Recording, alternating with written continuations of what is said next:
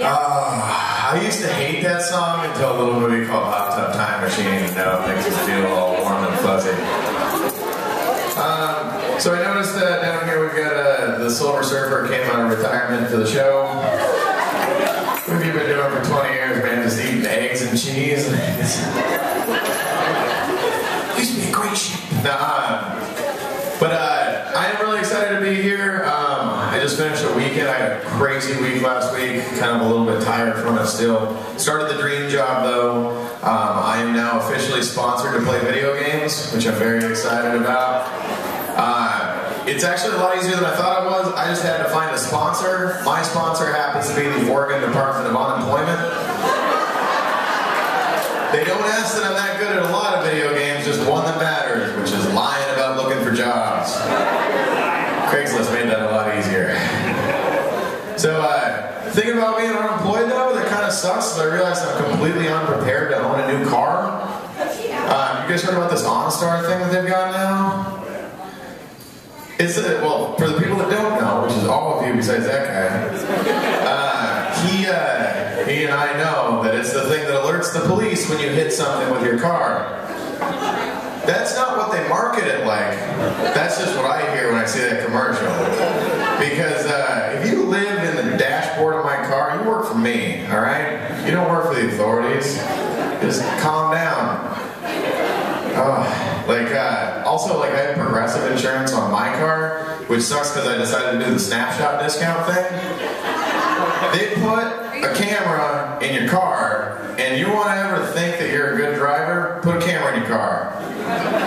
I have changed my pants on the freeway before. My car doesn't have cruise control either. And it straightens and narrow, never change speeds. It's a skill. Learned from my dad, who used to drive with a beer between his legs. He'd be like, don't do this. And I was like, okay. Alright, that's fine. Like, I'm driving straight. That's alright. I am from a little town in California called Redding, California. Have you guys ever heard of Redding, California? Awesome. Wow. So you guys got out too, huh? That's awesome. It's good to see other survivors of Redding, California. Redding is an area in California that exists with no irony whatsoever. Like, my dad looks like a cross between Tom Berenger and Burt Reynolds to this day. Like, it's pretty awesome.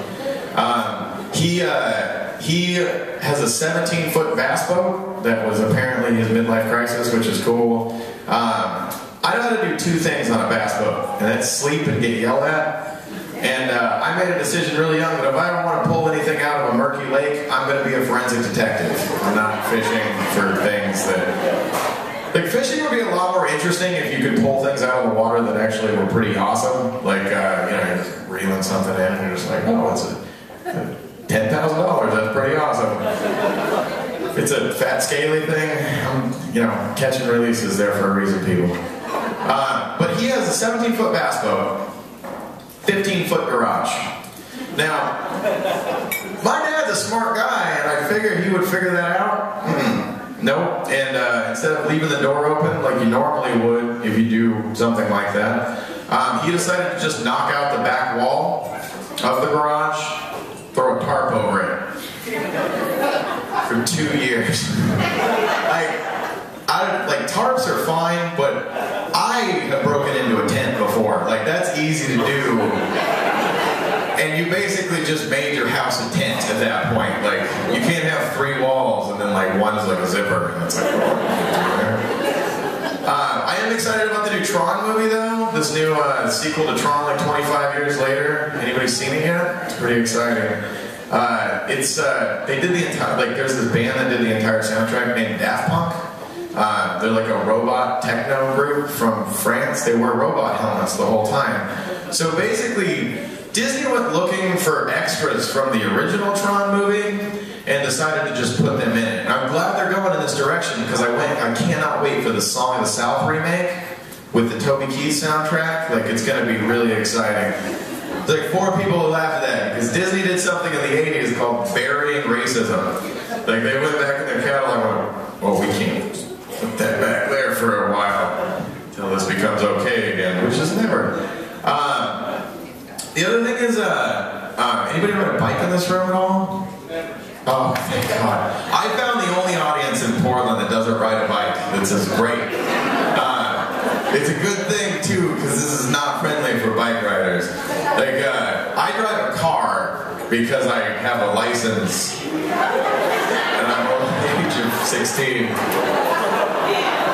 Like, but even if I rode a bike, I'd put lights on it because there's other cars on the street, right?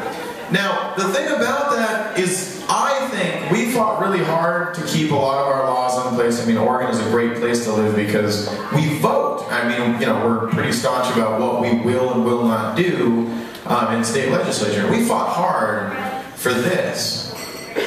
If you're riding a bike without lights on, you technically qualify under the Oregon assisted suicide law, I'm pretty sure. Like, it's like one of those things that you have to think about when you see the guy in like the black hoodie who's just down like Sandy Boulevard and like between 39th and 20th. Like, there's other streets, buddy. Like, come on. Like, and lights work too. Come on. But I have been doing something lately that I suggest that you all do when you go home, especially if you don't have to work tomorrow. If you decide to go out to the bar after this and you get home about 3:30 in the morning, 2 in the morning, 2:30 in the morning, turn on ESPN, mute it, and watch hunting and fishing shows, and just make up commentary for the deer. Reason for this, I don't know why, but deer travel in packs of 3. And there's always the third deer. Keep your eye on him because he's the most important, because he's the one that they always catch on film, and this is my impression of that deer. I don't remember that leaf-covered tent being here yesterday, do you? Something's up. And then the best part is I have DVR, so I pause it right when they pop out of that big tent, and you can always catch them in the back, like, I knew it! But he gets away, like that's the best part, is he was on to their little scheme, so he runs away. And I live on 20th in Portland, and I was hanging outside at about 2:30 in the morning, taking a break, smoking a cigarette outside, and I saw a car hit this bike with no lights on. I didn't even see him, I just heard it. I was like, oh my god. So I go out, and like he's laying there, and he's pissed off, like the guy gets up, he's like, what the hell? Oh, you didn't see me? And he's like, got like a black leather jacket on, black peg jeans, and he's got his hood up, and he's just like, and like, the guy gets out of the car and says, I'm sorry, because we live in Portland. I mean, that's, you know, you kind of have to say, like, oh, I can't see you, like, but, so I'm sitting there, I'm like, wow, this is crazy, and then I hear down the street, I see like this big light coming, and I look up, and coming down the street is that third deer. Light on the front, light on the back, just clopping. And I look up, and he goes, I didn't see him either, and he just keeps going. Like, it was a good experience. It was something that made me believe that animals can think like we can. And that deer lives in Vancouver, by the way. He's a fun dude. Yeah! All right. But one of the things that I do really like about Portland is like we do have a lot of like local culture, and like, you know, we kind of support small businesses in the city. I mean, like, you know, if you looked around, I mean, there's less Starbucks in the city than there are stump towns, and that's kind of a tribute to us kind of supporting local business, which is awesome. I mean, give a hand for yourselves. I mean, you're part of it too. So I go in. This is back about 2 months ago when I actually had a job. And I go into this cafe, and they have like local stuff, but it's all like Eugene-based local stuff. Like it's like Nicotsi and like the other things like that. I'm like, you know, you guys should really carry Viso. And my reasoning for that was the 7-Eleven across the street was like $3.50, and most places like $2. And I was like, you could carry Viso. And the guy's like, oh, well, we're trying to keep it more Eugene style. And I'm just sitting there, and I was like, what is Eugene style? So I don't think about it. I go back to work, and I come back, and I was just going to get, you know, something on the way home. And they're closed at 6 o'clock, and I realized that's part of Eugene style. And it's like, the sun's going down, let's just shut this door. But the other thing I realized is I took a 3-hour nap that day because he roofied my iced tea too, and that's the other part of Eugene style. I was like, I'm tired, and I feel sexy.